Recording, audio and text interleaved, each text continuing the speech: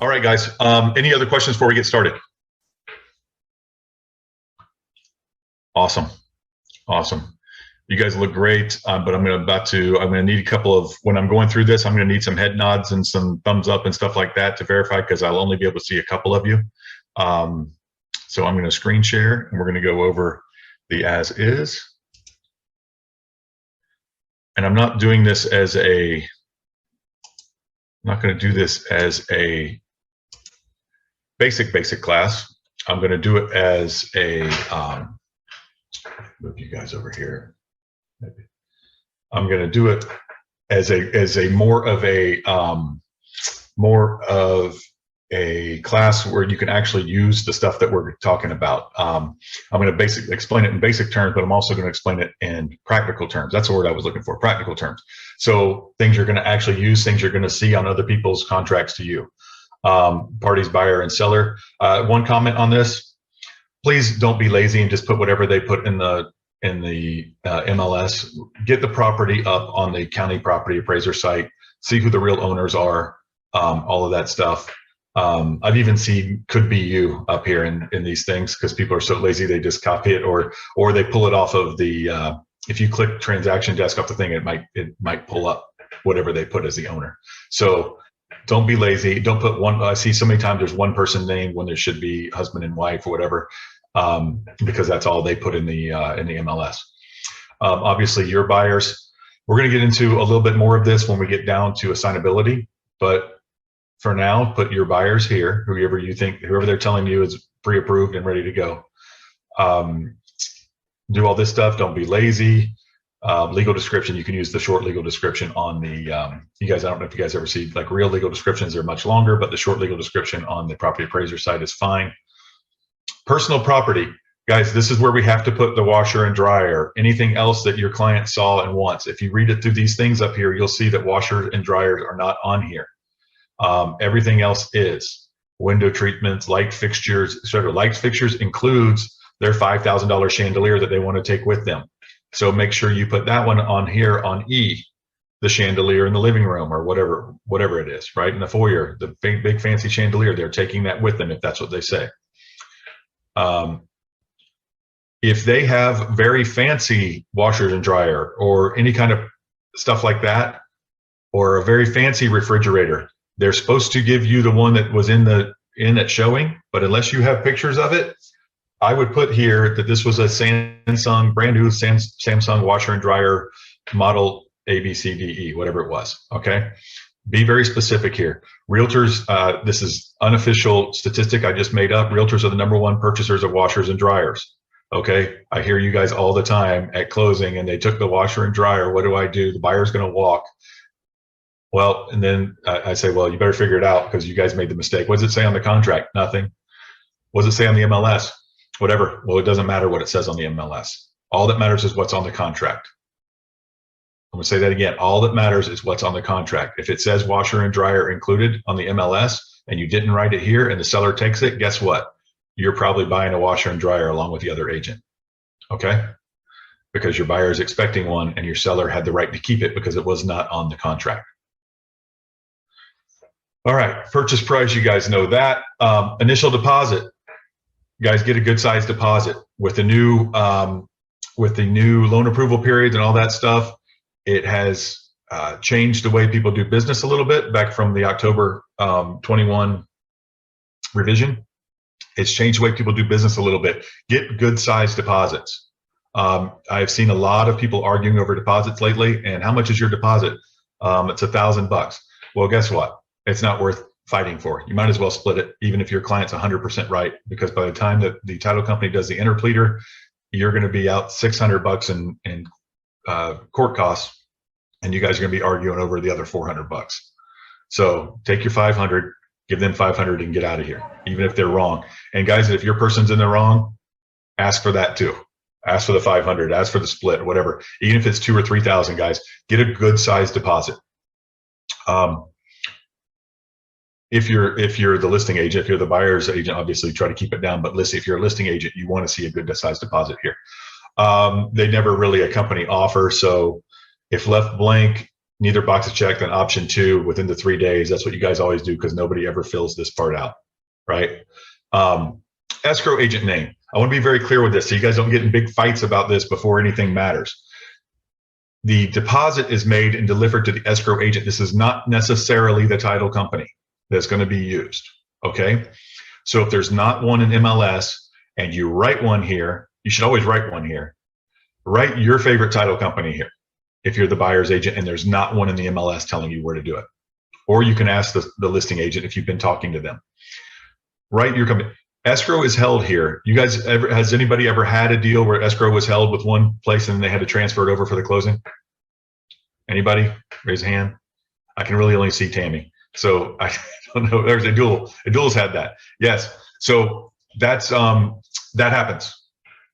It happens not that frequently, more frequently in commercial deals and stuff, but it happens. It's perfectly fine. They will move the money over. They will hold your money for free and then move it over to the other title company, especially if you have a relationship with these with the deposit holding agency. So, but obviously it's preferable to do it where the closing is going to be, but you can do it anywhere. Okay. Initial deposit. I don't see this very often in residential. It's very often in commercial. There's additional deposit after the due diligence period. Financing. Dollar amount or percentage. Put whichever one that you want to put here, but that's the one that's going to match what's on your pre-approval. And if you're a listing agent and you see this, make sure it matches what's on their pre-approval. Balance to close, that'll do the math for you automatically.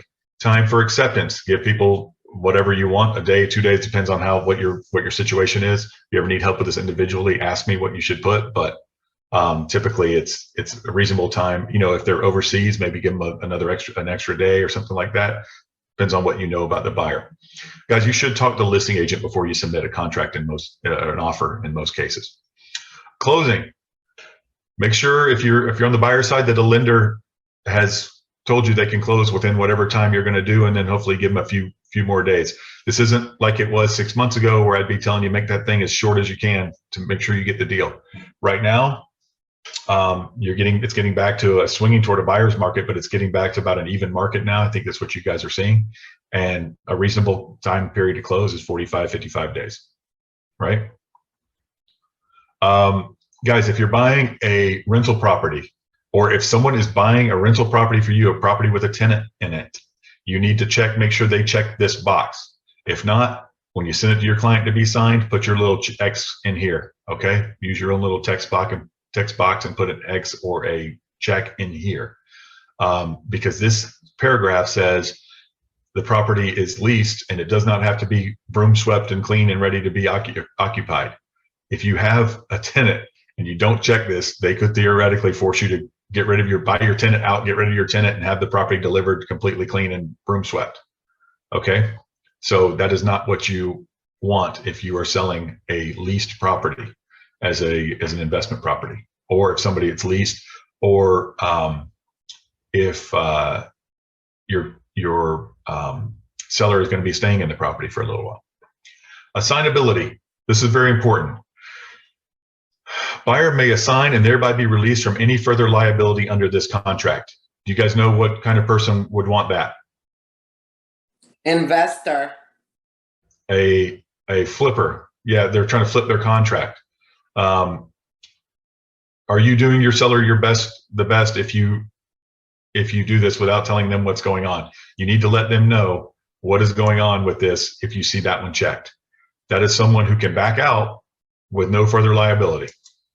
Okay, so they're into these contracts and not really risking anything.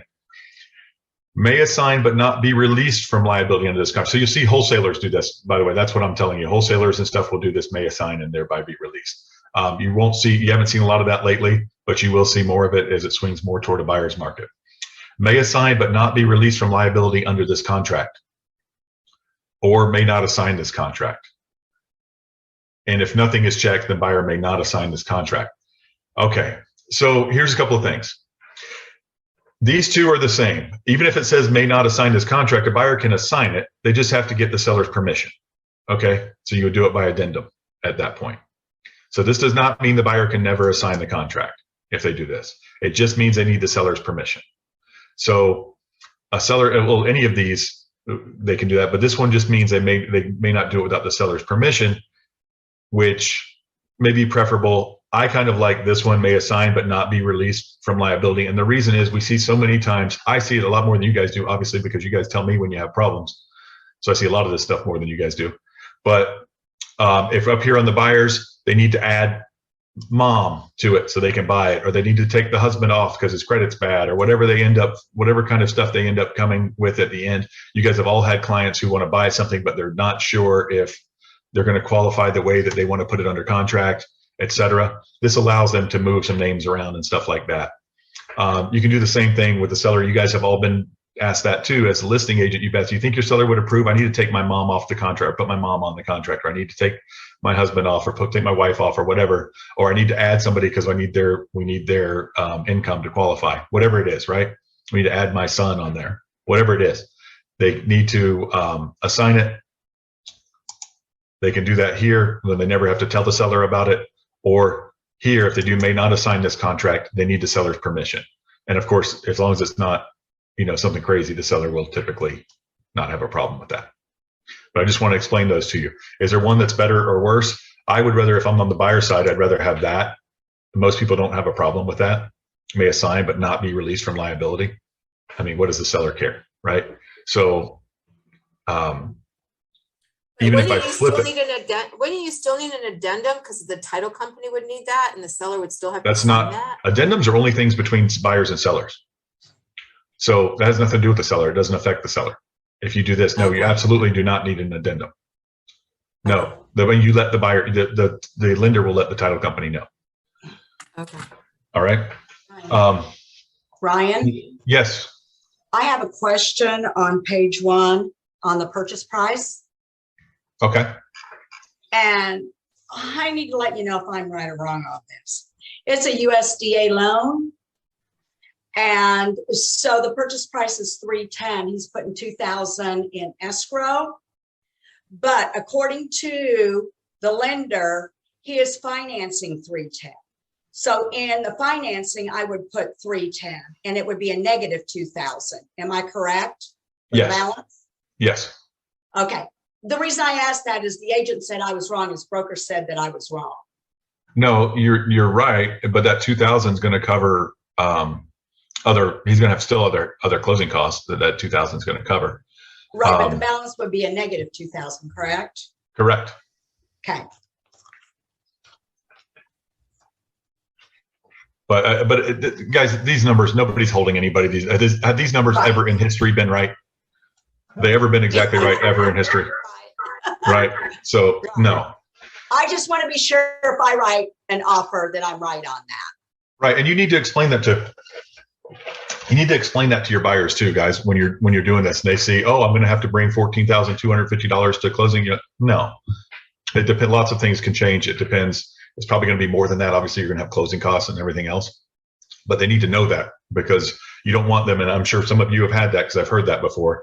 My contract said I was only going to have to bring $8,000 to closing, and here I am. I've got to bring $14,000.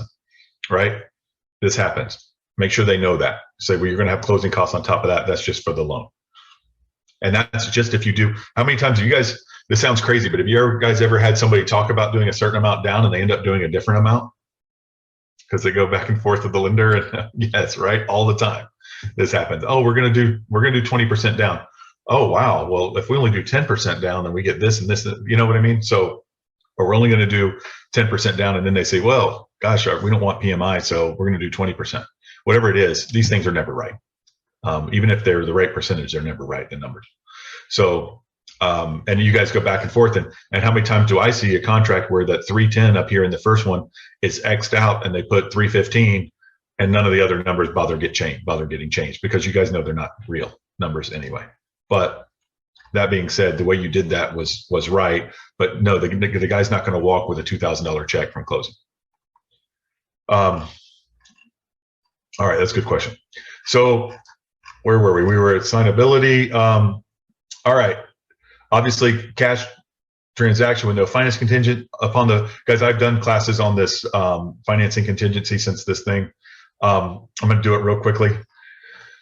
98% of the time this is left blank. Sometimes people will ask for 35 or 40 days or 45 days or whatever if they think they've got some kind of wonky deal. Conventional FHA, VA, please make sure the right one is clicked. I saw one the other day with conventional and VA clicked. It's conventional or VA or FHA or other, like in that case, the USDA. Check one, fixed, adjustable, whichever one it is, guys, check it. Don't leave blanks on here for a term of 30 years, unless they're doing less. Oh, I want to see the rate not to exceed. If I'm on the buyer side, I'm going to put a lower rate here. The lowest one I think I'll get. If I'm on the seller side, I want to see the number that I saw on the loan approval period, or maybe even a tad higher. Because a buyer can get out of this if they put on here 5.25 and the rates shift between now and when they get their underwriting and their rate goes up to 5.375, they can get out for that. All right. Question, Yes. Ron. I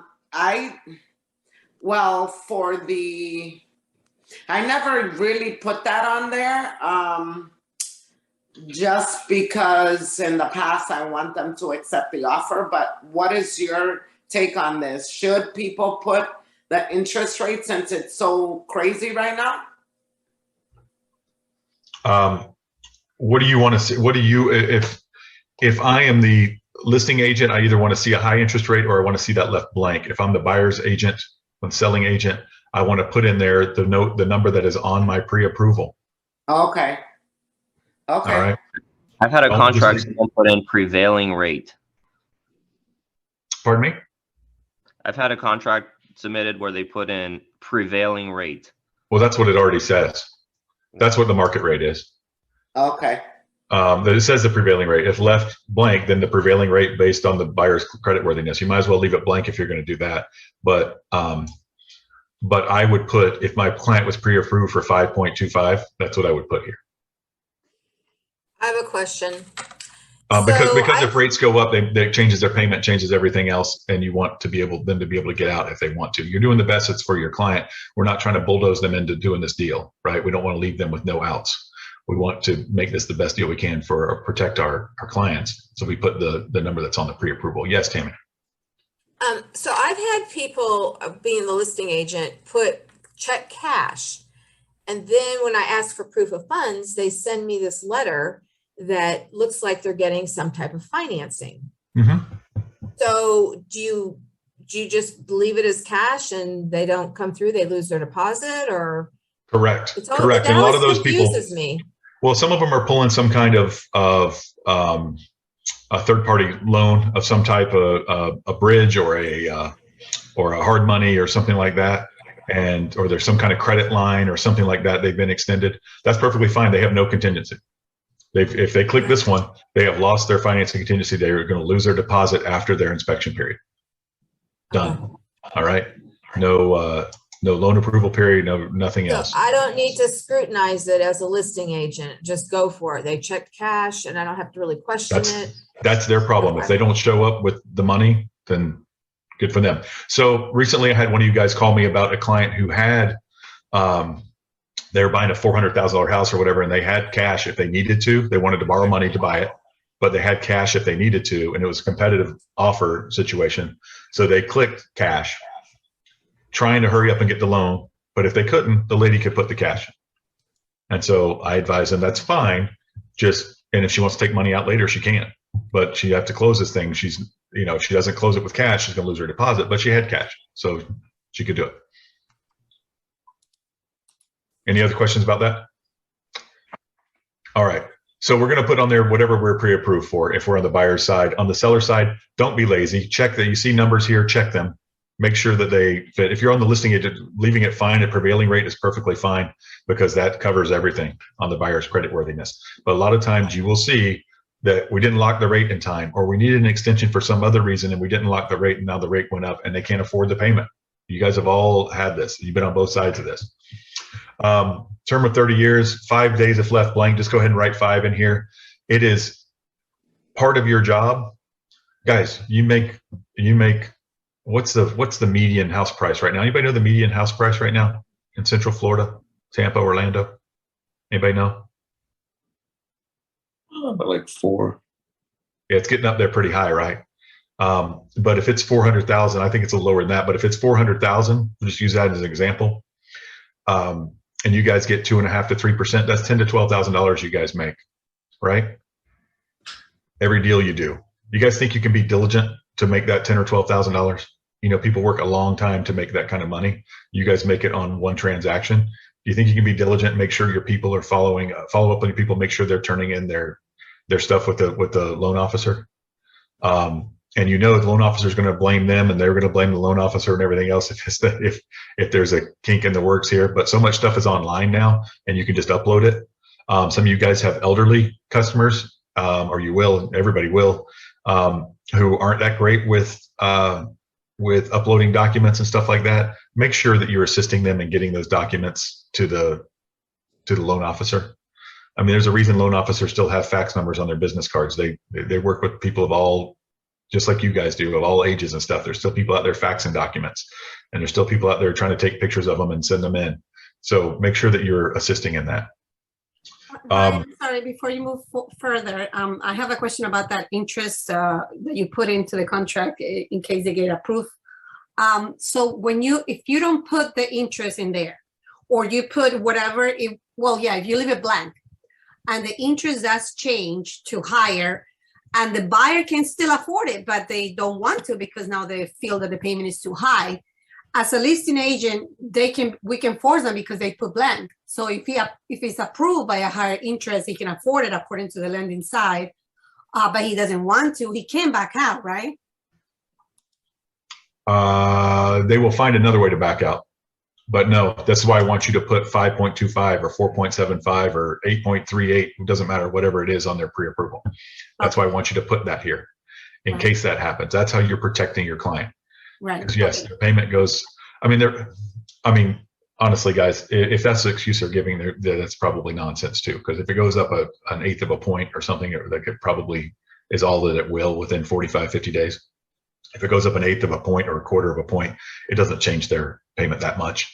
But if they decide they don't want the house for some other reason or anything else, you're protecting them. So protect them. But yes, it's the prevailing rate means whatever they get, whatever they're getting, that's it. That's what the prevailing rate means based upon their creditworthiness. So the prevailing rate for someone with an 800 credit score is not going to be the prevailing rate for somebody with a 620. Right? It's prevailing. All right. Thank you, Brad. Thank you. You bet. But yes, you do want to. That's a good question. You do need to make sure you're protecting your clients by doing that, because yes, they cannot back out of it just because they don't like something, as long as they're still approved. But you know, someone can always get out of something, guys. They can go buy a couch at Kane's Furniture and then return it, get out of the deal. I mean, if somebody wants to screw up their credit and their ability to buy a house, they can get out of it. Thanks for the idea, Ryan. Yeah, hey, that's life. I'm not the first one to think of it. All right. Hey, Ryan, quick. Yes, they do. If they check, usually they do it, and I think it happens a lot. They'll check conventional, but then they'll switch to FHA. Yep. Now, aren't they supposed to let the seller know that? Well, yeah. Well, in that case in particular, not only they have to get the seller to do it, the seller's got to sign the FHA doc. So right. FHA VA. So yes, they do. And at that point, you are changing the deal. And anytime you try to change the deal, you're changing that's a term on here. Do sellers care about conventional FHA or VA? No. Yeah, they absolutely do care, right? Did you guys try to get a VA or FHA loan done in the last 2 years? Right? Nobody wanted them, right? People do care because they ask, what's the difference? And you have to explain to them what the difference is. And everybody preferred conventional. It's absolutely an important term of the contract. So any term of the contract that you change, that's why I talked about in the assignability. You don't want to have to go to the seller. Seller could get out of a deal and say, no, I'm absolutely not assigning it. So as a buyer, you want this. You want this may assign but not be released from liability. You really want this one, may assign and thereby be released. But as a buyer, you want may assign but not be released from liability under the contract. So you can change without getting the seller's permission. guys, are sellers getting, I had one of you guys contact me yesterday with that was a listing agent, and the buyer had not made their deposit within 3 days. And you wanted to know if you could cancel because he had a couple of higher offers already, right? I don't remember which one of you guys that was. It was somebody yesterday though. And the person ended up making their deposit right before 5 o'clock. So they ended up getting it in. But the person was trying to get out of it. The seller was trying to get out of it. When sometimes if you offer the seller a chance to get out of it and say, I want to go from conventional to FHA, they can say, absolutely not. First of all, people don't like FHA as much, but they can say no. And if you want to go from FHA to conventional, I don't think a seller even ever knows about that. I think you guys change that all the time. You're not supposed to, but the lenders will change it and nobody ever does anything. And sellers typically don't care. But if you try to change any term on this contract that a seller has to sign an addendum for, they can refuse to sign. They are under no obligation to sign an addendum that changes the deal. That makes sense? One of the things, if I may, that FHA and VA, there are seller closing costs expected to pay for the buyer. So that's one of the biggest reasons to make sure the seller's aware with that VA or FHA addendum. Yeah, well, yeah, and that's why people zero those out a lot of time. Most of the time, people zero those out. The sellers will, but also, Mike, there's other reasons. They're putting either zero or very little money down, and that seems less safe to sellers for whatever reason. But also, repairs need to be made before those people move in. They're government-backed loans, and the government wants to see everything perfectly livable before they, well, not perfectly livable, but all general repairs made before they move in. And you can fight over general repairs. You can fight over what's the word? Cosmetic repairs, all that kind of stuff. They're loosely defined. So there are lots of problems with FHA and VA. It's a whole different appraisal process. And once you get an FHA appraisal, if it's low, well, whether it's low or high, you're stuck with it for 6 months for any other FHA deal, et cetera. So there's lots of things about FHA. I can't just say, you tell me some general repairs that need to be made. I can't just say, well, here's $4,000 at closing. You go knock yourself out. I have to actually make those repairs with a licensed contractor, et cetera. So there's lots of things FHA and VA that people don't like.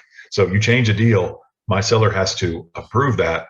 And if they don't approve, you're out of luck, especially with the putting mom on or off the financing or getting rid of the husband on the financing or whatever things that will actually kill the deal. The seller can kill the deal by not approving that if it's not assignable, right?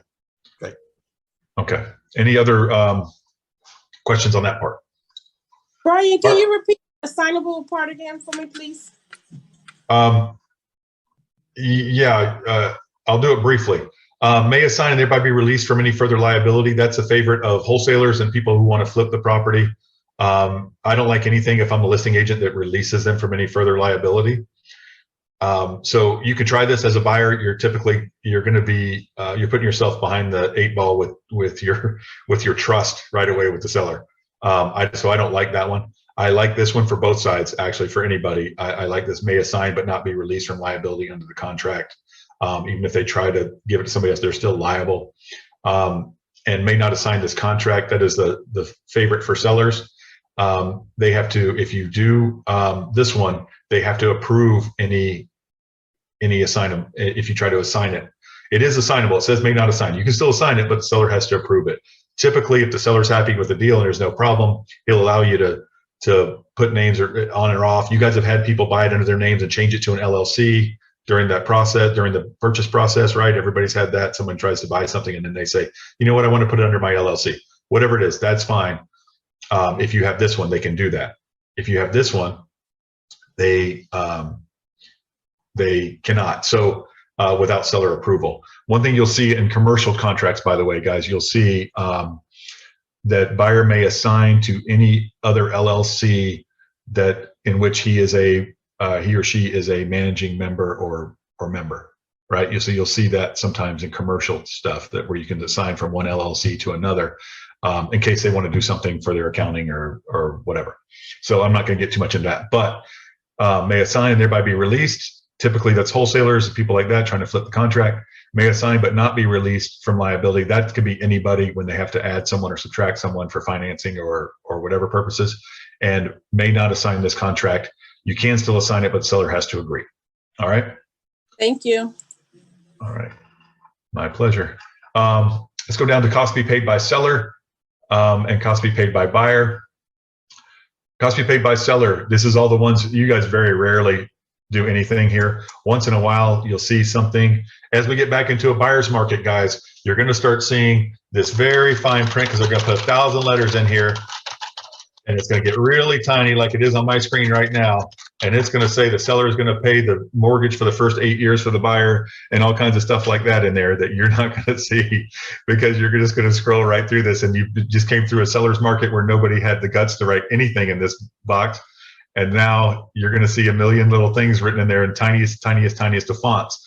But the most common thing you're going to start seeing is 3% closing costs,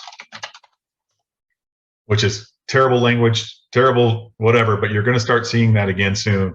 You watch and tell me when you do, because you're going to start seeing it. Actually, most of you aren't going to see it, but you should start seeing it because you're just going to gloss over it. But it's going to start saying that again soon. Pay attention to this box, okay? Other times you'll also see, you won't see this in the seller side, you'll see it down here in the buyer side, because the seller side, they don't care about you and they don't know about your transaction fee. But on the buyer side, some of you guys are writing this and you see it from a lot of other people. You'll see $495 trans fee, right? You guys see that sometimes? Give me a head nod if you see that. At least you're paying attention, that's good. Even though it doesn't affect your client, at least you're seeing it. But that's anything else, guys, that you see down here. You will see people will add whatever they're gonna add here. You'll see that there. But yes, you will see what I want you to do when you do this is see additional terms. If you're going to write in the closing costs, anything else, okay? Do that for the other people. Do not put it in here. That is dirty pool. A lot of times people don't see that. I have so many guys, when it was a buyer's market, I had so many guys crying to me that they put this in the contract and I didn't see it. All right. Again, I'll go back to the 10 to 12,000 that you guys are making per deal. Do a thorough job. Look through this line by line. I know you get them at 9 o'clock at night and you're out at happy hour or whatever, but take the time to thoroughly review them before you send them to your sellers to sign. Check one. Seller shall designate, buyer shall designate closing agent and pay owner's policy and charges. You'll get this sometimes. Some people want to use their closing agent. Sometimes it's a lawyer or somebody who's buying it, so they want to use it. Pay attention to this and make sure that's what they want. Before you yell at them for putting a different person in the title blank than what you put on page 1, before you yell at them because they filled this out with somebody else, look and see if they click this box. In fact, look at everything on here, guys. So look and make sure they didn't click this thing, because in that case they are paying for the owner's policy and charges. Title insurance, guys, just to remind you, it's about just under $600 per 100,000. Just so you can give your client a good idea, it's about $575. The lowest promulgated rate is what everybody charges. All the title companies charge. It's one of the few businesses where the government actually tells you how low you can charge. A lot of times they cap how high you can charge somebody for something. They actually tell you how low you can charge because they don't want title companies out there undercutting each other, because you can imagine how bad the service would get then. So get out there and make sure pay attention. So your seller's going to ask you, how much is it? When the buyers want to do their own, the seller's that's when they're really going to ask you, how much is it? And you tell them it's going to be about $575. $550 to $600 per 100,000 is the lowest promulgated rate. All right. Typically, though, this is what you're going to see. Different parts of the country, you're going to get a lot of people, if you guys haven't already, they're saying, no, the buyer pays for title insurance. It's their insurance. The buyer pays. Most places in the country, I want to say that is the case. It's a case in some parts of Florida, it's the case. Right. But here in the sound of my voice right now, it is not the case. All right. But go ahead and check that. Survey, home warranty. You're going to start seeing these again. Pay attention to this one too, guys. This one, they're going to start sneaking these in on you too, the home warranties. I have seen nothing but this. Actually, it's mostly left blank these days in the seller's market we just went through, but you're going to start seeing this. They never click it for the buyer. Of course, they can do that without you guys doing it, but sometime once in a while they will, because they want to have it come out of closing and out of financing, but typically it's going to be seller. and they're going to ask for that, and it's going to be not to exceed 500 or something like that. Pay attention to that, guys. Question, but- Ryan. I'm sorry. Yes. On the warranty, if I am as the agent helping the buyer for the warranty, is this what I put it on the buyer side, or just leave it No. blank and then do a separate thing? Or Guys, only things on the contract are between you. I'm sorry, not you. Only things on the contract are between buyer and seller. This agreement, there is nowhere on this contract that you sign. You sign an FHA addendum because you're a party to making sure that goes through, but you are not a part of this contract. Your name's on at the bottom. You don't sign this contract. This is not an agreement between you and anybody. Any agreement between you and your client is between you guys. Okay? And you can do that. That's enforceable by email. If you email your client that you're going to buy them a home warranty, then guess what? You're buying them a home warranty. And if they take that to small claims, you're going to lose. And you are buying them a home warranty because that's between you guys and you told them you would. But this agreement is not between you and your client. So anything between you and your client, this is not where you don't put in additional terms. Florida Realty Investments is giving, $2,000 back to their client. Okay, you don't put that. That has nothing to do with the other party. So only things on this contract. That's done on the CDA. That's done on the CDA. Well, you need that CDA. You need a commission contribution letter for that. But the agreement you have with them to do it is anything. It could be on a napkin. It doesn't matter. It's not part of this contract. It's none of the seller or buyer's. It's none of their business. Whoever the other party is. Okay. If you're the listing agent, it should be it's either on the listing agreement or it's something you agree to after. Like, look, I know this has been a pain. I'm going to give you $1,000 back. Or, look, I know the buyer or seller took the washer and dryer or whatever, right? So I'm going to give you this back. That's commission contribution letter. We actually write those and send them in for you. You let Michaela know what you need, and she'll take care of it. Special assessments. If you don't, usually nobody checks these, but sellers shall pay installments due prior to closing, and buyers shall pay installments due after closing. They are disclosed on your HOA addendum. Make sure that you put it on your homeowners association addendum if there's any special assessments. Pay attention to that. Make sure you find that information out from your clients. This is very, very, very important. People get sued for this.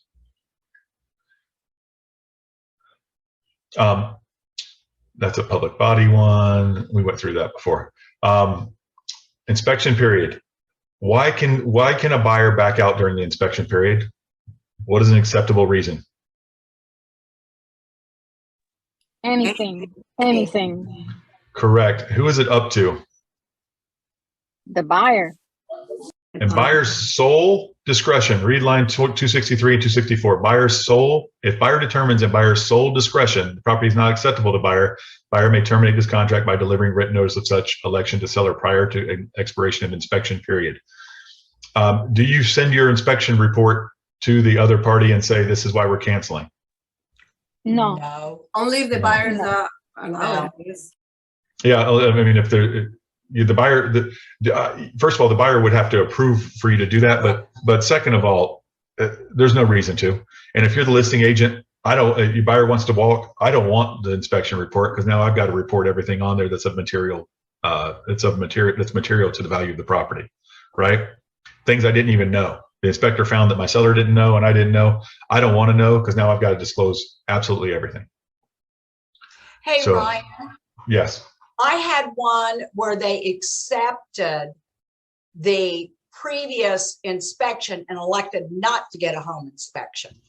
Right. I had them sign a disclosure Yes. on that we can't be held liable. Florida Realty Investments or Steve or I can't be held liable Right. on that. I also found out that the home inspector cannot be held liable either because they didn't own that inspection report. Okay. Good. I didn't know that. Yeah, you talked to me about the other of it. I didn't either, and the home inspector told me that. Okay, guys, listen to what she said. If you have that, you guys have all, those of you who've been around a while have had that happen before, where they accept someone else's inspection because they don't want to spend the money or take the time or whatever to do it. And that way they can do a 0 inspection period and have their offer look better. Make sure that you have it in writing that you recommended an inspection, that they get in their own inspection. Okay. And that they're holding us harmless, holding your brokerage harmless, and holding you harmless. Okay. Make sure you get that in writing if they do that. And yes, they can absolutely, and that goes for not just accepting an old, someone else's inspection, that goes for not wanting an inspection at all, which you guys have had. I want that anytime you guys do any kind of zero inspection, anything like that, tell them, I recommend that you get an inspection. Florida Realty Investments recommends you get an inspection, and you're going to hold us harmless for this, for in case there's something wrong. So Ryan, I have a question. For the inspection period, weekends include in that or exclude weekends? Calendar days. Inspection periods are calendar days. Okay, thank you. You bet. Okay. This is all, you guys, this is all the boilerplate stuff on here. Please don't just do this, read through it. Not every time you get a contract, read through it. But I do go through, anytime you guys ask me to review a contract for you, I go through and make sure there's no X outs or anything on here, because sometimes there will be crazy stuff like that. So when I do, this is about how I go through, when someone gives me one about this fast is how I go through this part. Just making sure I don't see any markouts, nothing, no initials anywhere, no nothing. Okay. And there we go. So if you guys are submitting addenda, you are going to put the homeowners association. It's in an HOA, so we needed that. If you're writing the offer, obviously you're going to check to see if it was on the attachments for the MLS. If it is not, you're going to ask them for that. You're going to ask them for that and the seller's disclosure, right? Which is not on here.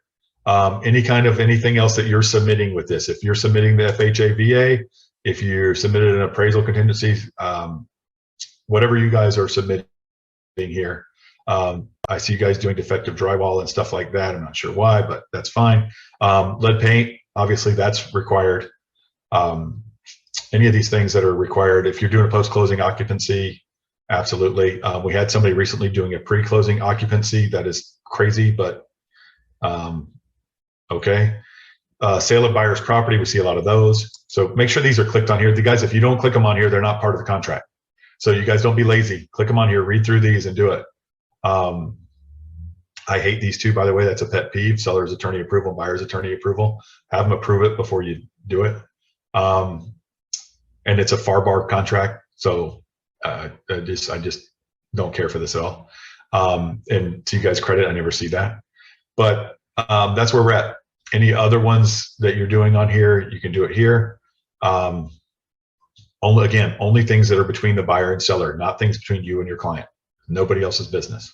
They're not party to it. Florida Realty Investments is party to it, and the client is party to it. You're not really even party to it, right? So just as a reminder, everything that you do, Florida Realty Investments does. You get paid by us 100%. Everybody who hears this has the same deal. You get 100%, right? Because of your independent contract agreement with us. But all of the business is us. The commission comes to us. We distribute it to you based on our agreement with you, which is 100%. All right. So that's how business works. So anything that you do is between us and your client. You're an agent for us. Like being a CIA agent or anything else, everything you do is on behalf of that group. Okay, that agency. And that's what we are. All right. Buyers and sellers, buyer's address for purposes. You guys know how to do all this. Do not write your commission in here. Do not write your commission in here. Do not write your commission in here, particularly if, first of all, it's nobody's business. Second of all, particularly if it's different from what's in the MLS, you cannot negotiate your commission outside of the MLS. If it's not in the MLS, then you get a commission agreement.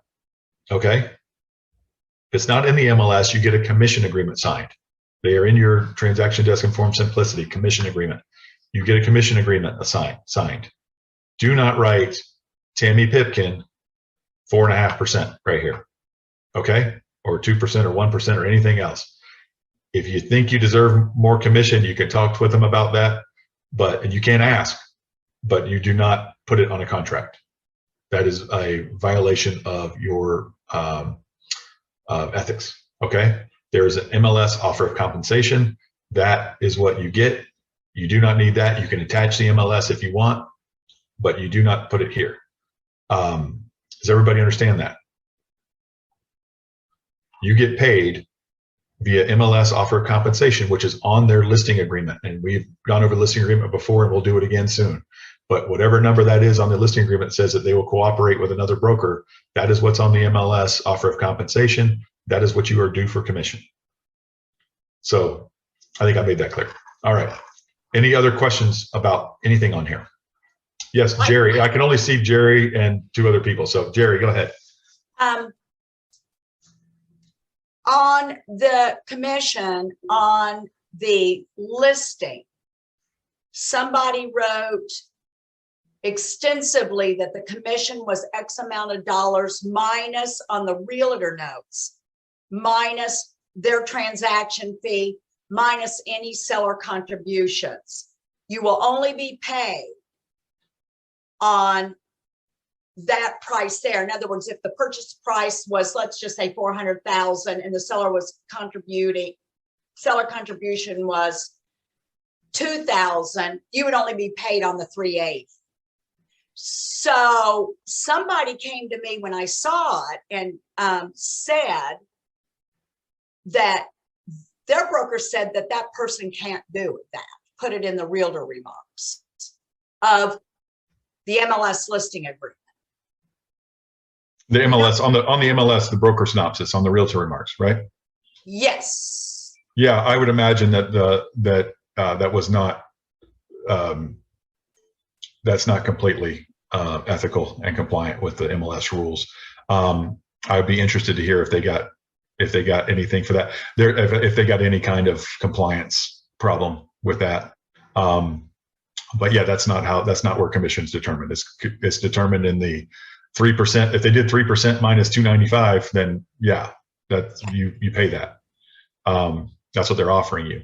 But the pluses and minuses and all that stuff in the realtor remarks, I don't think that's legal.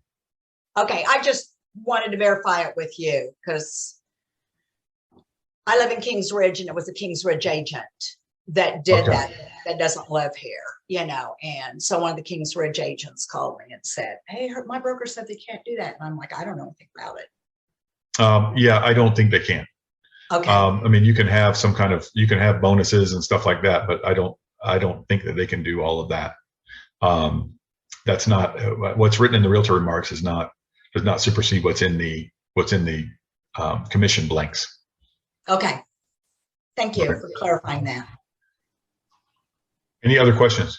I have a question, Ryan. If we are talking and we are learned that anything in the contract, right, is between seller and buyer, correct?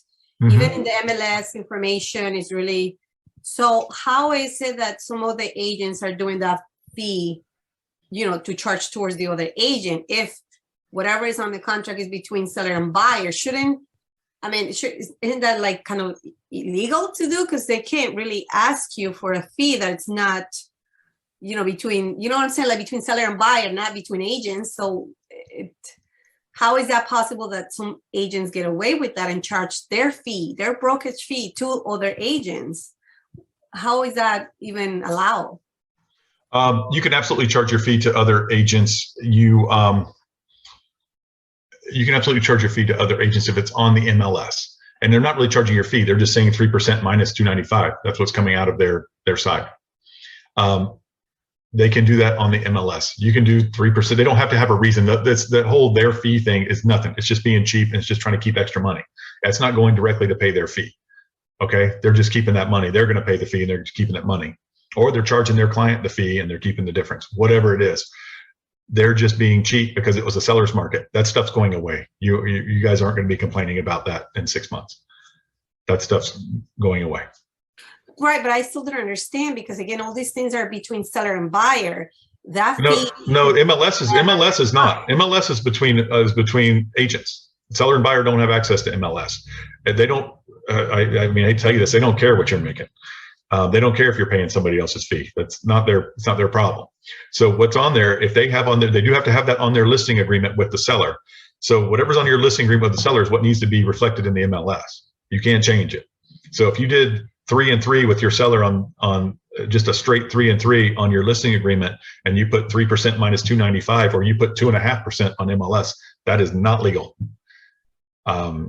Okay, I just find it very unethical and kind of advantageous. So it just bothers me a lot when I see that. It's only, I hate to tell you guys this because you guys do a lot of squawking about this. It's only unethical if it's not what's on their listing agreement. If they talk to their client, imagine a situation where you talk to your client and you say, no, I've got a $4.95 listing agreement. I've got a $4.95 fee. Don't forget that when you're just having them sign the listing agreement and you put on there 6% plus $4.95 for my fee, right? Which, by the way, you guys should be doing your $175 or $350 or whatever on your listing agreement when you're on the seller side is 6% plus $350 or 6% plus $175. That's my transaction fee with my broker, right? If they say, well, I don't want to pay that, especially if it's $4.95 or something like that. Some places have that. I don't want to pay that. Well, I can try charging it to the buyer's agent. Okay. Sounds great. Yeah, but and so then they put 3% so they might legally be putting that on their thing. 3% minus $4.95. Yeah, but like you said, we're making a lot of money in one transaction, and I'm just gonna be a little greedier and charge more fees to other people. I mean, again, it's something about it. Oh, I'm not trying to defend them going after the extra money. I'm just saying that's what happens. And Martha, something my dad taught me early in life is people will do whatever they can. People do whatever they can get away with, right? And so sometimes certain people will do whatever they can get away with, and if they can get away with it, they'll do it. And that's what it is. They're doing it because they can get away with it. They're going to stop getting away with it. They're going to stop doing it when they can't get away with it, which is when it turns into a buyer's market and you've got to draw people to your listings, right? You guys remember buyer's markets where people weren't afraid to pay 3% because it's bringing in, they needed people to come see your property. So that's what people will do. They're doing it because they could get away with it and they're cheap, whatever. That's their business. All right, thanks.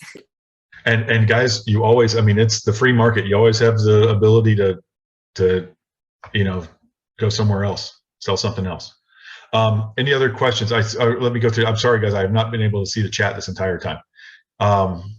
Good morning, everyone. Has anyone seen offer for condition to buy based on that house selling? Yes. I learned to take a picture. Ida, you want to explain that question? I don't know what that is. Okay, condition for buying a house based on buyer selling their current home. Mm-hmm. Is that something that is flying with this market? Have anybody seen it? I have somebody that is looking into doing that. Yeah, people are seeing it all the time, and it's becoming more and more common and acceptable. We had people who were trying to do it without doing that and flying by the seat of their pants, hoping to sell their house before they had to close on this new one. When you had to rush to get your, when you were getting 35 offers for every house you put on the market, a lot of those sale of buyers property, anything with one of those addenda were getting kicked out for that. So now you're seeing it more and more often. That's in a normal market. That happens all the time. I mean, unless it's a first-time home buyer, they already have a house that they got to sell before they can buy this one. Some people can buy a second house, but most of the time people have got to sell the one they're in to buy one. So yes, we're seeing those be more and more common as the market evens out again. Okay. They want to, yeah. All right. Thank you, Ryan. The class very, very good. Okay. There's nothing wrong with that. It's a common thing. Actually, when we were getting those during the seller's market, it really wasn't that big of a deal because things were selling so fast that you knew if somebody had a house. Now, as the listing agent, when you get one of these, you want to make sure that the house is being marketed, that the house is, on the market. Show me your MLS, show me your this and that. If it's in another state, you put TX here. I don't know if that's in Texas or, that was thanks. But if it's somewhere else, whatever you want, wherever it is, make sure that house is being marketed and that it's reasonably priced. If you're going to be a thorough listing agent and you're considering accepting this offer. Now, during the hot sellers market, most listing agents would say, I don't need that trouble. Let me get that out of here and take all these other cash deals, right? But in this market, as it starts to even out, it might be the only deal that's on the table and you want to take a good look at it. Even if it's not, you want to take a good look at it, all right? It's not the worst thing in the world to have that contingency. No, thank you. Just because there's, yes, the supplies is increasing, and that's what the reason I was thinking is that would be a good thing to do, But yes, I know that it's been done before. Okay. Yep. Absolutely. AJ Anything talked about. because it might have done for me. All right, bye. All right. All right. AJ, yeah, we're talking about signing the contract LLC, which is owned by the buyer of buyers. Yep. You probably said that before I did. Martha, I think that you already get it. Dang, I see too many short sale realtor remarks asking for those fees. You see that too yeah, they're always going to ask for those. So if the lender doesn't cover them, which at the end of the last short sale rush, the lender was covering all of those fees. And typically they're $14.95, $19.95 for a short sale negotiator. You guys might want to get familiarize yourself again with short sales. For short sale, although I don't think it's going to be bad, because I think people who are behind on their mortgages and stuff like that, I think they have equity because the market's been so hot. So I think they're just going to need to sell. You're going to have people who need to sell. And guys, we talked about this before for marketing.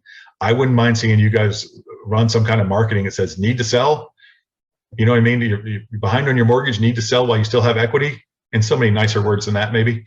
But think about something like that and marketing that, because I think that's a whole group out there. People who got the what do they call it during the pandemic? They got the gosh, I can't come up with the words today.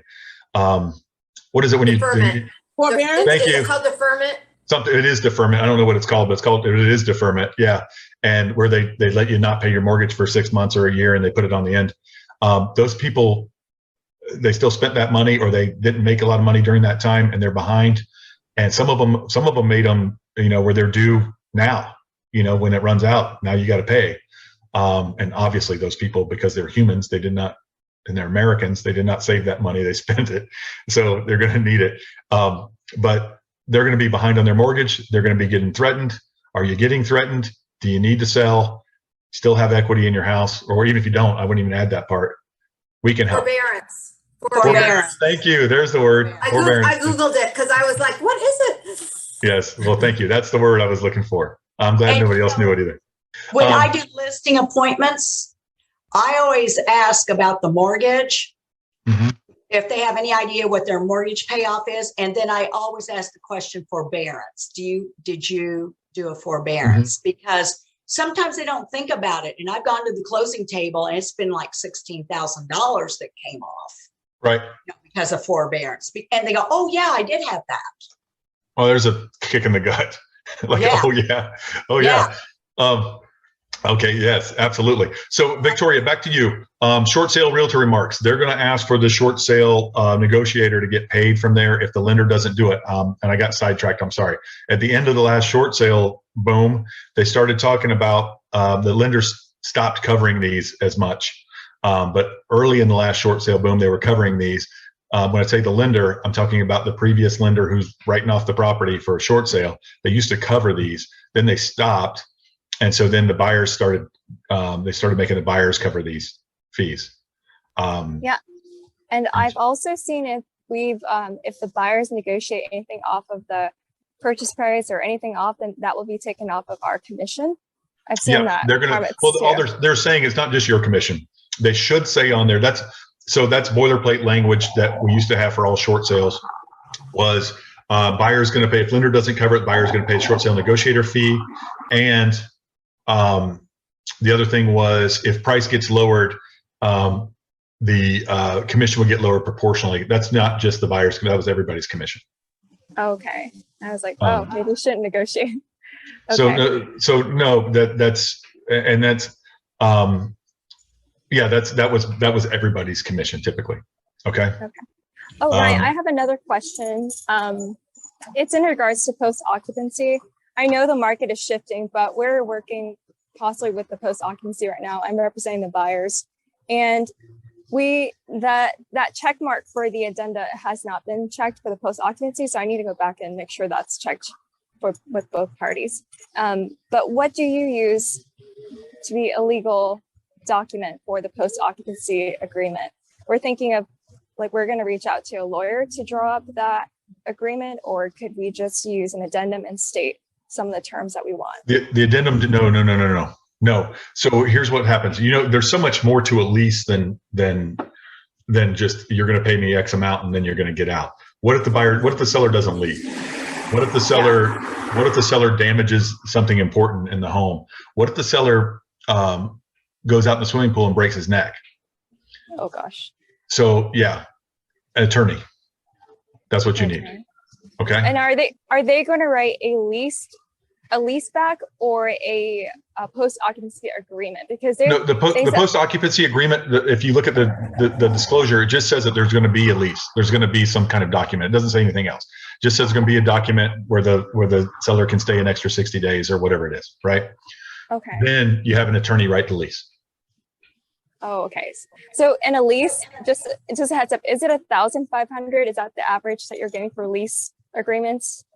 Well, actually, Nishad wrote me a post occupancy, and it wasn't a lease. It was a post occupancy agreement. It was like for 3 months or something. And he wrote it up, and I think he charged $350, or it's so worth the money, whatever it is, because the burden's off of your shoulders. Yes. Okay. So you just whatever you guys worked out verbally, you email the attorney kind of and give him an overview, and then they'll take it from there and they'll work it out. Like if you had a certain dollar amount that you agreed to, or if it's a no charge or whatever. Okay. So you're saying that we need to have a post occupancy agreement plus the lease agreement as well. So two things. Oh, that's okay. So that's okay. The one you submit with the contract just says I'm agreeing that they're going to stay there another 60 days, and the details will be worked out. And that's it says you have to do if you can't agree on the lease, you can end the contract. Right. It's a contingency. It's a contingency to closing. If we can't agree on the lease, the terms and everything else, then this whole deal is not going through, because that's part of the condition of the sale. So yes, and yes, it's technically not a lease. It's a lazy way for me to say it. I apologize. You can't probably have a lease wherever they are unless it's in short-term rental. You can't have a lease for under 7 months anyway, or whatever, depending on the terms wherever you are. So yes, so it's an agreement. And that agreement should be written up and submitted during the time of acceptance for the offer? After it's accepted. You're not going to pay for something before it's accepted. Yeah, after it's accepted, but 10 days prior to closing is what that post occupancy says. You have to come to that agreement. But I would do it. I would do it as soon as as soon as the inspection period's over is when I would do it. Okay. Make sure it passes inspection and everybody still wants the house, and then I would do it. Okay. ASAP after that. But the other thing too is when I did it, and it's so much better to get out of the center, is you put I think the post occupancy says it's between the buyer and the seller. So once you decide that, you can introduce them to an attorney who's ever paying for it, and then let them take it from there with the attorney. You're kind of out of that loop. It's between those two, and you can, make the link up, but then they work it out. Okay. The listing agent doesn't want us to write the agreement. So I was like, I think it's supposed to be that way. We need to write it to get it official.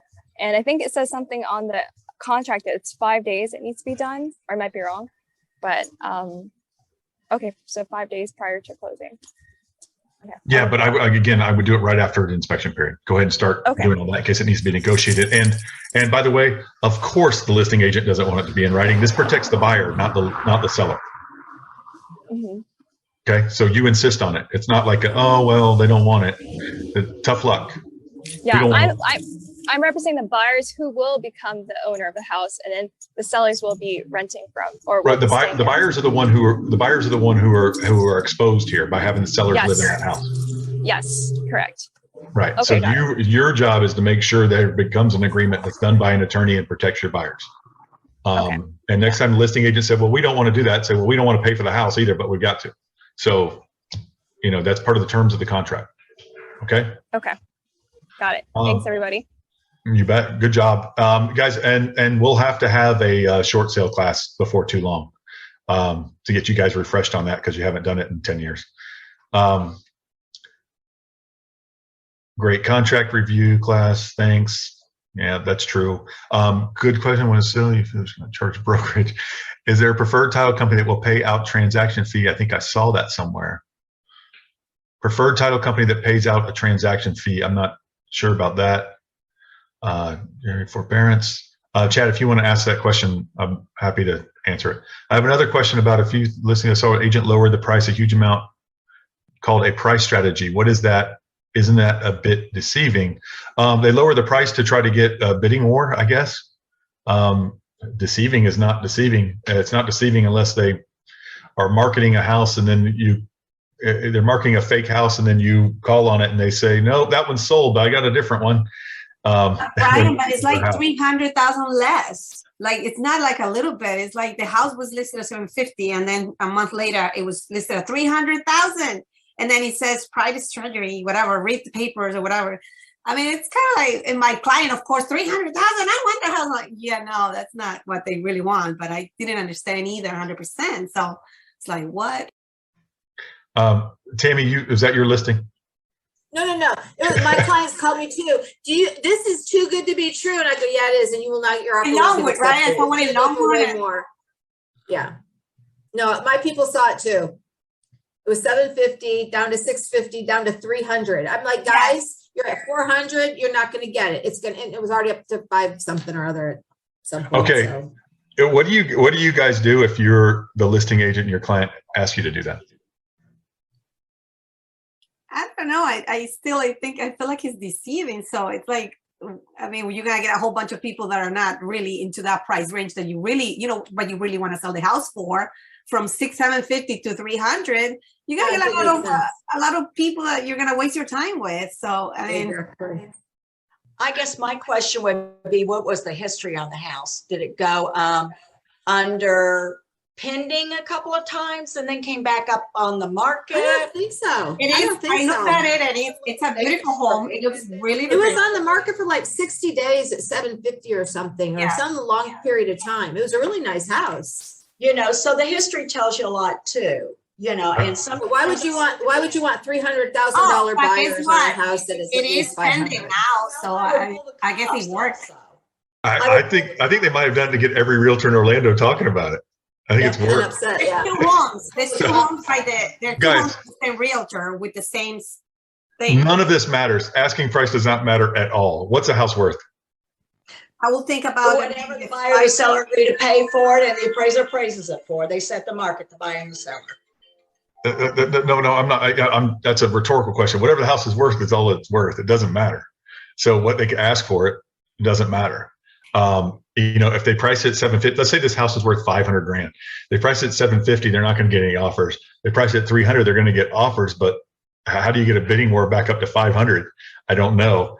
Whatever their strategy is, obviously you guys are pretty fired up about it. I like that. I like the intensity and the excitement.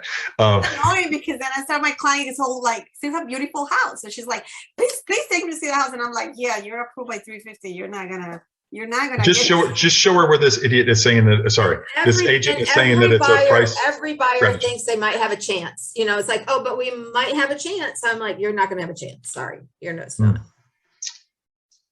All right. Well, that's giving all these buyers. Well, why can't we find another one like that for 300? Exactly, and it puts you in a spot like, oh, you didn't want to show it to me. What if I could have gotten it or whatever? Well, why don't you? Well, I mean, you can show it to them, and they can put an offer for 450. Whatever the house is worth, that's what you make your offer for. It doesn't matter what the asking price is. Stresses me out, Ryan. That's the whole thing. Yes, I know. I can see. Listing says marketing strategy. Ida, what house was this? You all have a great weekend. Ida's weekend starts today. Ida just went to happy hour. See you guys later. What do the comps say? That's all that matters. All right, guys. Any other questions or comments? I do have a question. Yes, please.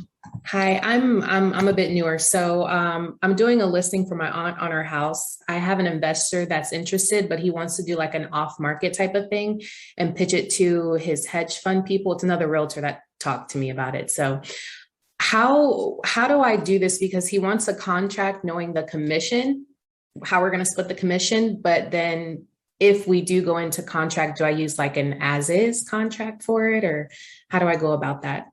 You need to talk to me before you do anything with this guy. I mean, just to go over whatever he's trying to pull on you, which he might be completely legit. So for off-market deals, guys, off-market deals, you do write the commission in the contract, okay? Because the seller is going to have to agree to something, or you can do a commission agreement. That's fine, but you can write it for commercial deals. You write it in the contract. For other things, it's in the contract, okay? But for off-market, that's the only time you can do it. It's not an MLS offer of compensation. I still rather you do a commission agreement like you would with a FSBO, which is also an off-market deal. So I'd prefer a commission agreement, but if you're going to, in that case, you can write the commission in the agreement. I don't care. MLS doesn't have rules about that. All right. So, what was your other question? The guy's trying to do some kind of off-market deal before you put it on MLS. Yeah, so pretty much he sold it's a realtor that knows other hedge fund. He has people, I guess. So he sold a house next door to my aunt. And so he came over and was like, hey, do you want to sell your house? And my aunt wants me to represent her. And now he's like, well, I'm thinking the house I can pitch it to my hedge fund people for like a certain price, but I would want I usually do 4% commission. So I would have to look over the contract before I pitch it to them. And he's kind of giving me a runaround, but I just wanted to be prepared just in case. I'm going to go with what everybody in this room is thinking. This is a 99% chance deal that this is not the best deal for your aunt. Okay. Right. List it. I will walk on tiptoes and start running towards Ryan. Okay, when you guys meet with somebody, how do you justify your commission? How do you tell them that, what do you say the value that you bring? Obviously, we market properties, right? We get a property. Why do they need a realtor instead of a FSBO? Because, yeah, you might save 6% commission, but I'm going to put the property in front of thousands of people, not just the people on Zillow and the people who drive by your house and see your stupid little sign, who think they can take advantage of you because you're not sophisticated, right? So if I offer to sell the people, let me see here, we have 34 people in this Zoom right now. If I offer to sell my car in here, what are the chances that it's going to be the car that somebody wants with the right mileage and this and that you guys will pay me full market? Not very good, right? I might get an offer from some of you guys, might throw something at me. I can use that, right? You might throw something at me, but I'm going to get a lot more money if I put it on autotrader.com and all these other websites, right? Cars, if I put it on something, I'm going to get a lot more offers. I'm going to get it in front of people who are actually searching for my exact model and year and everything else, right? I'm going to get better off. I'm going to get market value for it. I'm not going to get market value in this room, most likely. I mean, there's a 1 in 1,000 chance I'm going to get market value in this room, but I'm going to get market value by putting it in the market, right? Your aunt is going to get a lot more eyeballs on it, a lot more people who want that exact house, maybe even have driven by that house before and say, oh, I hope that goes up for sale one day, whatever, right? They're going to get a lot more people. They're going to get people from New York and California and Michigan and everywhere who want to move to Florida so bad they'll pay any kind of decent market value for something, right? That's going to get exposed to all of them, all over the world, as opposed to this off-market deal. The reason buyers want off-market deals is because they can get a deal on them, right? Because it hasn't been looked at. It's not getting to everyone. It's only getting to those people. So I'm going to get a lot more from my car if I put it on the internet than if I put it in my yard with a sign on it, than if I just tell you 34 people about it and hope for the best, right? So there's different levels of exposure I'm going to give my car. That's what you tell your people. That's why FSBOs need to come to you. Am I going to get 6% more for that guy's house, plus all the other things that we do for them? For a FSBO, I can probably get 6% more than somebody driving by their house is going to knock on their door and offer them. Okay, so make sure that you talk about that stuff. Can you please define effective date? So Shalisa, talk to me before you do this and run your CMA and do all this stuff, and I'll review it for you and make sure you're on the right track for your aunt, because it's important. Every client's important, but especially ones you got to see at Thanksgiving.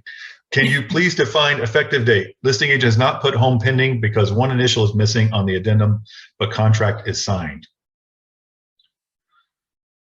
Everything's got to be, well, it depends. What's the addendum, Victoria? Was it submitted with the contract or after? It's submitted with the contract. It's all the post-office papers that we saw it on the addendum. Okay. You're breaking up, but am I the only one that can't hear her? Sorry, It's not getting better, Victoria. I can't hear you. Okay. Okay, so I'll talk about this. So yes, if it was submitted with the contract and there's an initial missing, then it's not active. It's not, sorry, it's not effective. It's not effective until everything that's submitted with the contract is initialed and signed. So when is the effective date is a great question also. if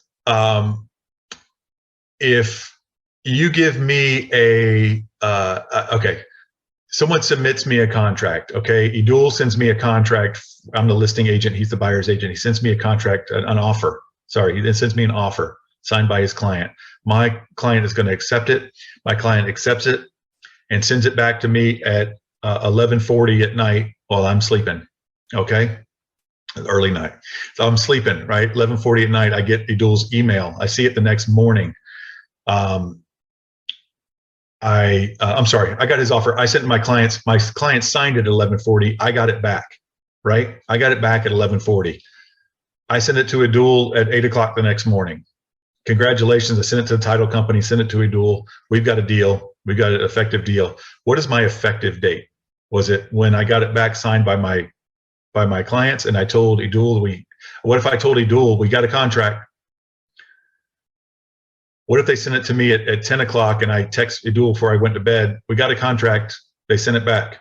When's my effective date? Is it the night that I got the contract back from my seller, or is it the next morning when I sent it to Edul? Next morning. What if I sent it to Edul, but I didn't send it the title until the following day? When's my effective date? I think it's when you send it to the agent. Yeah. It's when I sent it to Edul. It's when Edul got it back. Okay. What if Edul did some day drinking and didn't send it to his client, didn't even let his client know till the following day? When's the effective date? Day that he got it. The day I sent it to Edul. Okay. The day Edul got it back from me, because Edul represents his client, his brokerage is doing the business, represents his client. The day Edul got it from me is when it's effective. Okay. That's day 0 though. Day 1 is the following day. When you start doing 3 days for escrow and stuff like that, day 1 is the following day. For every other purpose, day 1 is the following day. Day 0 is the day it started. Because I could get it back to Edul at 11:50 that night. What if I got it at 11:40 and I just forwarded it to Edul? Congratulations, we got it signed back. I'm laying in my bed. I did it on my cell phone. Congrats, Edul, we got a deal. Let's close this thing. That is now day 0, and 10 minutes later is day 1. All right, everybody got that? That is the effective date. Do all changes contract as initial by all parties before contract becomes effective? That's what you were trying to ask, Victoria. That's only in the case that they were submitted with the contract. Submitted with the contract, with the offer. Okay. For example, I might have to change names later. I might have to assign it later to, add my mom on the contract because I need her income. That's not a new effective date. Obviously, that's the idea of an addendum. It can be added at any time. It's a change to the contract. Obviously, that's not all done upfront. So only if it's submitted as part of the original contract, if it's submitted with the contract. Okay. Right. Also, every change that's made, every initial that's done by one party has to be initialed by the other party. Yes, go ahead. Hey, do you need an addendum if you're closing early? Like no, a few days it says earlier? honor. Well, I've stopped sharing with you guys, but I'm going to read it to you. It says closing date. Oh, no, before. Unless modified by other provisions of this contract, the closing shall occur at the time established by the thing. Hold on a second. No, you don't. But they do need to agree with the title company. The title company can set it for earlier, and everybody has to agree with that. If they don't agree, you can close earlier without an addendum. But if you don't, if somebody disagrees with that, then no. If somebody says I'm out of town until that date, I'm coming back that day, and I want to read the contract, I want to read the paperwork in person and be at the title company, whatever it is, then absolutely not. I'm out of the country until that day, then tough luck. We got to wait till that day. So yes, it says this. I was confusing with the vacant land contract. I was just going for somebody what says honor before. You used to say honor before. Most contracts still do, but that's part of the revision. So it says on that date. You can't force someone to close before that, but you can absolutely, if it's supposed to close on Friday and when everybody's ready on Tuesday, you can absolutely close. No addendum. Without an addendum. Yeah, without an addendum. That's what I thought. Okay, thanks, Ron. You don't need an addendum for every little thing. But I can't make you close on Tuesday if you don't want to close till Friday, and that's the date that's on here. It just has to be agreed. buyer sellers agree to close Yeah. early, they can close. It doesn't have to be, Right. you don't need You don't any even have to paperwork. say, you don't even have to get them to agree to close early. That's the title company says, hey, everybody want to close this on Tuesday?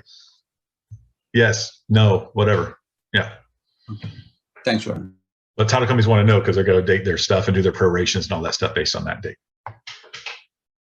Not on the date in the contract. So if you close a week early, the proration is going to be done for the date you close, not the date on the contract. Okay. Any other questions? I Okay. do have a question. They're calling me to cancel on a contract that we were working on because it's a condo. They offer, it's a conventional with 5%, but the bank just told them that if the HOA had their reserves are too low and they're requiring 20%. So, and they don't have that money. So that's why they're canceling. So once I go back on the market, should I disclose that or should I just do cash and not request conventional? Because the reason I did conventional was because other properties have closed with conventional loans. I'm just not sure if it was 20% down. Well, 20% down is a conventional loan. So you do cash and conventional, and I would put in the realtor remarks, just FYI, they're going to need 20% down. Make sure they have it. Okay, Yeah. perfect. So you All don't right. have to field a bunch of offers that it can only do 5%, and you're being very upfront and saving everybody time and energy and everything else. Okay, perfect. Thank you. All right. Good question. Not a big deal. You'll be fine there. You should get that property sold. Obviously not as easily as it would have, but you'll get it sold. Okay, perfect. Thank you. All right. You bet. Any other questions or comments? Please turn your phones off during the meeting. Thank you very much, everybody, for everything. You guys were awesome. Great class. If you have any needs or anything, just let me know. And Lizette, do you have anything for your crypto stuff? You look like you're dying to tell us. Let's hear it. No, you don't? I actually placed it in the FRI page. There is a webinar going on today when it comes to blockchain and title. 4 o'clock. An escrow of 4 o'clock, right? All right. Awesome. You guys check it out. It's on our FRI group page. If you're not on that, contact Jari, which I will put, I'm going to put her, why is this not working? I'm going to put her in the chat, her email. If you need anything, some of you guys don't know about the YouTube page. You guys don't know about whatever. If you want to get signed up for, I'm having a hard time seeing this. If you want to get signed up for, there it is, that's right. If you want to get signed up for Opcity or Prime Street, contact her as well, Jari, and she will help you. Get you signed up on the FBI or the FRI agents group or whatever it is. Any other questions? So yeah, check out that crypto stuff, guys. Any other questions? I wanted to share. This is Ida. In regards to crypto, if somebody can attend Jari's session Zoom, the ORAS Global Council is going to be giving a class on crypto, and it's going to be presented by an executive from Propi, which is the same company that Jari worked with. So we're going to have that 13, and you can go on Aura and register if you want. Also, on the 22nd, there is an event for the National Association of Hispanics at the Azalea Lodge. We are going to have a representative from the Economic Partnership for Orlando.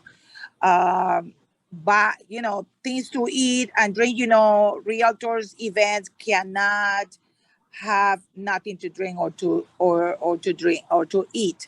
So you all are invited, and you have any information, just let me know. Okay, I'm letting you know right now. Put it on the FRI agents group so we can all link it from there.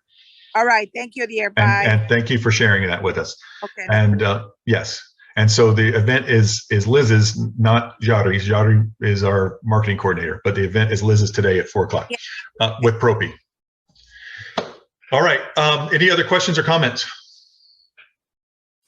Awesome. We'll see you guys next week. Keep up the great work. Everybody's doing awesome. Proud of you guys. Another. It was a so-so month last month, but it looks like another big month this month. You guys are doing great. Keep up the good work. Bye, everybody.